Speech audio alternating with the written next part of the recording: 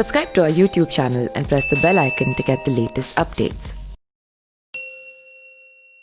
सत्य का असत्य और अच्छाइयों का बुराइयों पर विजय प्राप्त करने का पर्व दशहरा आश्विन मास की शुक्ल पक्ष की दशमी को मनाया जाता है। मर्यादा पुरुषोत्तम श्री राम ने सत्य के मार्ग पर चलते हुए मानव कल्याण के कई आदर्श स्थापित किए।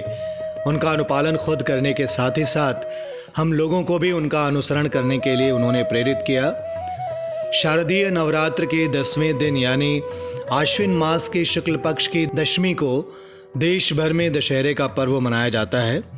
इस बार दशहरा या विजयादशमी मंगलवार 8 अक्टूबर को मनाया जाएगा। ऐसा माना जाता है कि दशहरे के दिन यदि किसी को नीलकंठ नाम का पक्षी दिख जाए तो यह उसके लिए काफ़ी शुभ होता है। कहा जाता है कि नीलकंठ भगवान शिव का प्रतीक है, जिनके दर्शन से सौभाग्य और पुण्य की प्राप्ति होती है।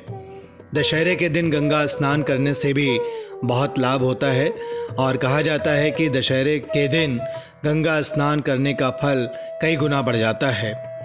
पौराणिक कथाओं के अनुसार दशहरे के दिन ही भगवान राम ने श्रीलंका के राजा रावण का वध किया था और इसी खुशी में दशमी को विजयादशमी के पर्व के रूप में मनाया जाता है।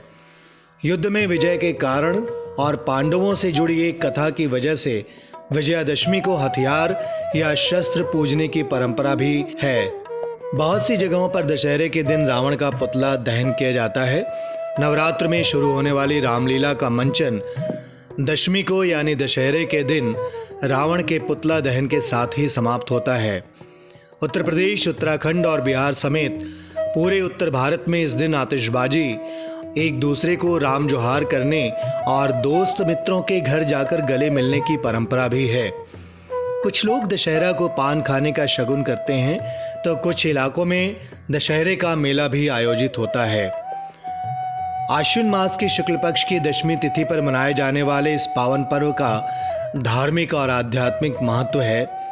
प्रभु श्री राम ने इस दिन रावण के अहंकार को चूर चूर कर यह शिक्षा दी कि प्रत्येक व्यक्ति को जीवन में अहंकार, लोभ, लालच और अत्याचारी प्रवृत्तियां त्याग कर मानव मात्र की सेवा के लिए जीवन जीना चाहिए। इस समय राहु कर्क राशि में है, केतु मकर राशि में और मंगल की कन्या राशि में युति है, जबकि अभी अभी गुरु का प्रवेश वृश्चिक राशि में हुआ है। इसका अभिप्राय यह हुआ कि यदि हम कुछ बातों को संकल्पित कर लें तो इस ज्योतिषीय संरचना का लाभ उठा सकते हैं। अधिकांशतः राहु और केतु इन सब बातों को सही प्रकार से करने की अनुमति प्रदान नहीं करता, लेकिन गुरु यदि इन दोनों के मध्य पड़ जाए तो लाभ की स्थिति बनती है। Subscribe to our YouTube channel and press the bell icon to get the latest updates.